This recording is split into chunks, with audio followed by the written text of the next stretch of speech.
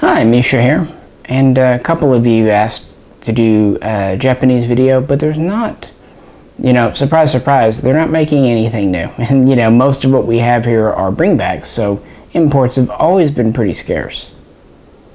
But last time we went shooting, it was a really nice day, and felt like doing some bolt actions. So, we took the Arisaka Type 44 to the range. This is chambered in 6.5 by 50, semi-rimmed. It's essentially a cavalry version of the Type 38 carbine. Took it out and ran a couple of rounds through it, and I do mean just a couple because this ammo is among the most expensive out there. So let's cut to the range and then we'll come back and kind of ramble a bit about the Type 44. Japanese Type 44.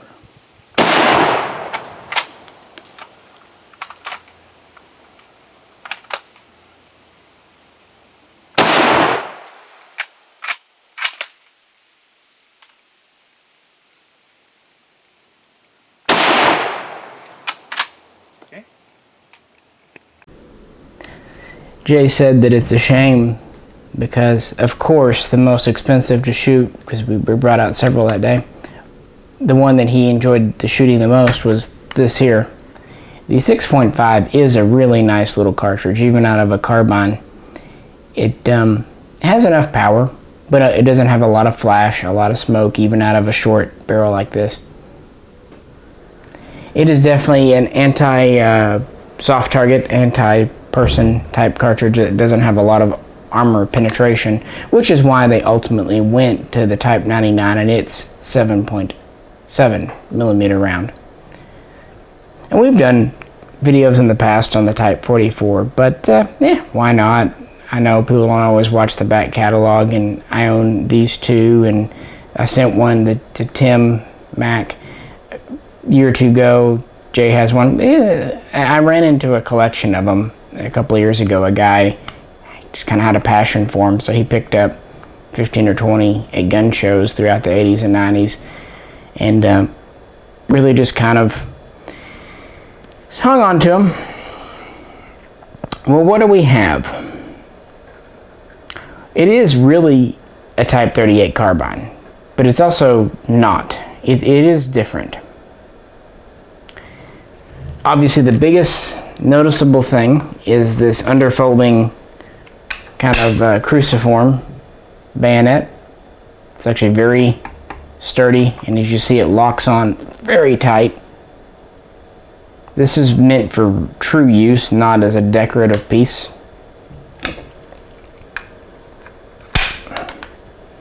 Locks very secure.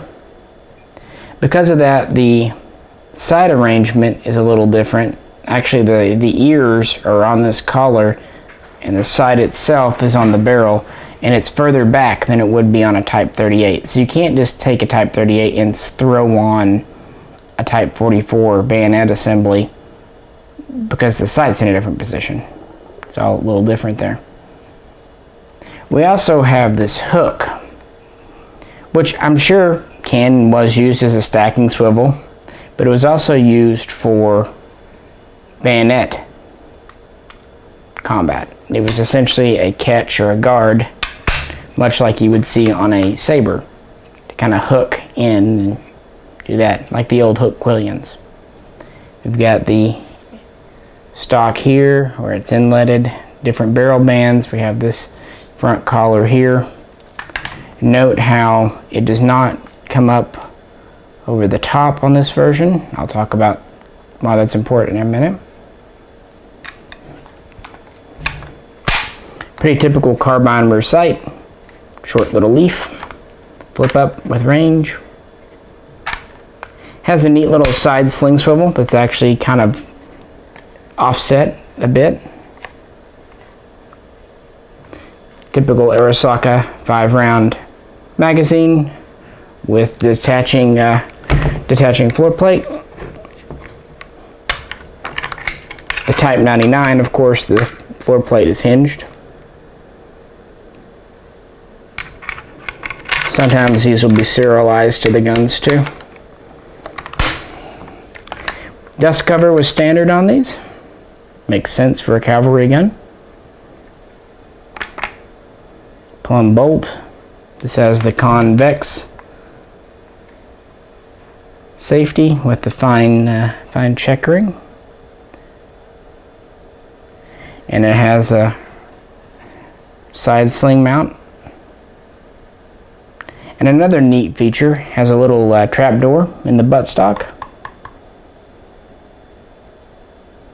to hold the sectional cleaning rod, and then has a little trapdoor latch on the side. So the stock's very different on these, as is the butt plate. In the details, they're very different guns. And you can also just tell they were very well thought out. These were tested in 1910, entered into production in 1911, hence the name Type 44, which was the 44th year of the reign of the Meiji Emperor. These are specifically made for cavalry and other troops just needing something. It's interesting they had the bayonet on it, and typically the soldier would also carry a saber.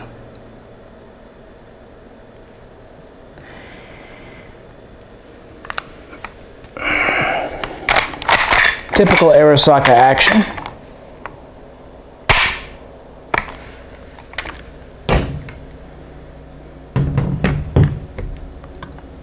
And there were a few versions made.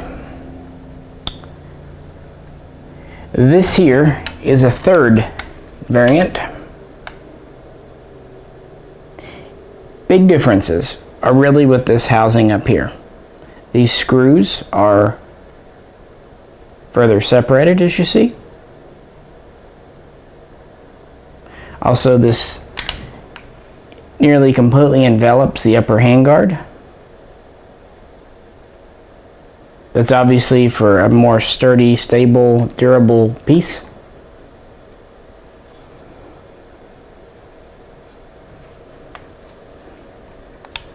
This one also has the later concave safety. And they would change up the butt trap. They would use 2 hole and then just one kind of big hole. And again, this is the third. There was a second, which was in between the two. The screws were further apart, but not as far. But they didn't make many. Production would last at least until 1942, give or take, but it was pretty low rate. They would only make a little over 91,000 total, spread out over a 30-year time span. The first ones, the variant 1 would be the most produced, like this.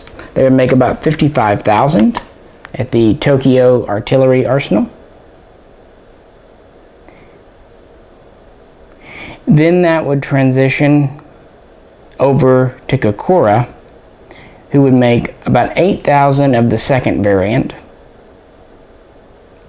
Then Kokura would make about 13,000 of the third variant here. And then the remaining balance of about 15,000 would be produced by Nagoya.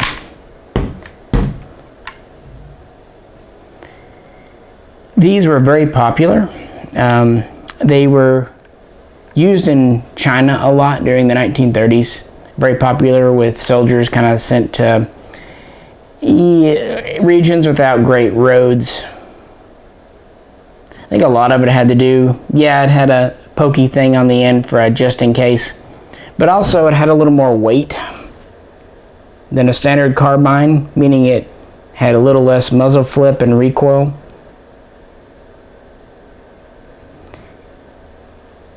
And I think it was a bit of a status symbol. You know, Japanese and the way they do things. Once the war in the Pacific started, a lot of the units from China were transferred to Pacific Islands to fight the USA, and they brought their Type 44s with them. So a lot of US soldiers picked these up on different campaigns throughout different islands, and they were a pretty prized trophy. I think part of it is they look so different. Also, they were small. I think there's some things that catch a soldier's eye to bring back, and this tended to be one of them. And it's pretty, you can usually find 44s with intact mums, but it's almost a choice. It seems like the nicest 44s, because there's some that look virtually brand new, have the mums scrubbed. And I think because those went to the home islands and were either used there or sent back for refurbishment and repair and then never left.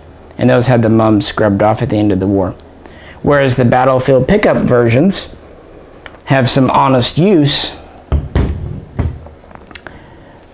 but retain the mum. And serialized parts are a little tricky. Now on later production ones like this from the 30s and 40s, it's your usual things. You have receiver, bayonet, assembly, bolt, safety, firing pin, the usual. On the early guns though, and not just with the Type 44, but lots of Arisakas, Japan did both serial numbers and assembly numbers. And assembly numbers were a control factor at the factory during manufacturing. And so you'll have two sets of numbers on some early Arisakas, as well as some of the revolvers and stuff. So you can have a matching Type 44 that doesn't at first appear to match. And really the only way to know is the assembly number will be on your receiver, but on the underside, under the wood line. So if you really want to have one piece that has both numbers on it, which is what you need to 100% lock them together, you'll have to take your gun out of its stock. And sometimes Japan would stake their screws. So my personal opinion, I don't like unstaking screws. I'd rather just leave it a bit of an unknown than risk buggering up a screw or just removing a factory staking. Because to me, whenever you get an Arisaka and it is factory staked, that tells you right away people haven't monkeyed with it, and I like that. These are just nice, neat guns. I've always liked how the action works. It's based on the Mauser 93 series. They added this dust cover with the 38 because they were having trouble, but they took a basic Mauser bolt, lug, and they really simplified it. Our safety's in the back. To disassemble, you just, there's your safety, here's your firing pin, all one big piece, and our spring is back here. And that's it. The only thing left that's physically different is your extractor, which is, on a ring, which you would not normally need or even be able to remove. But that's it. Hollow bolt. I love when things are elegant and simple. And I think that has a lot to do with the Arisaka's kind of legend today. And it's also well known and often repeated just how durable this receiver is. It's a very strong action, very well put together, and in case there is a rupture, there are two vent holes here to make sure gas doesn't go everywhere. And the magazine is your typical Mauser style 2-column. Really the only kind of, not even negative, but is the dust cover here. It does make reassembly a little bit, and that'd be tricky. And it also depends on the gun. Typically when the dust cover is matched to a gun, it easily goes back on like here. Usually you just hit the problems when it's not the factory fitted dust cover, because the factory ones have enough play in them that they won't bind the action. And there is a difference, although it's small, between a Type 38 and a Type 99 cover. These also use a unique sling, which I don't have one to show you, unfortunately. Japanese slings are crazy expensive. It's kind of always been one of my favorites too. Japan always had a love affair with its carbines, and yeah. So there you go, guys. An Arisaka video, kind of revisiting a favorite, and even a little shooting for you. If you like this, we have a full playlist of Japanese. It's a personal favorite of mine, and over the last decade, I've kind of got Josh into it as well. But you never know.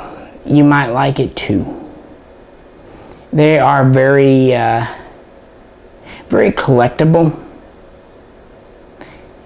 today, but they weren't for so long. So you could just pick them up. Yeah. But yeah, something to check out. Maybe I'll do a 101 video on Japanese collecting too. Alrighty, guys. If you could, like, share, and subscribe. Also, check out the link to our Patreon page. And we greatly appreciate it. And hey, if you donate $5, Jay can actually run 2 rounds through his Arisaka again. This is Misha, and we'll catch you very soon next time.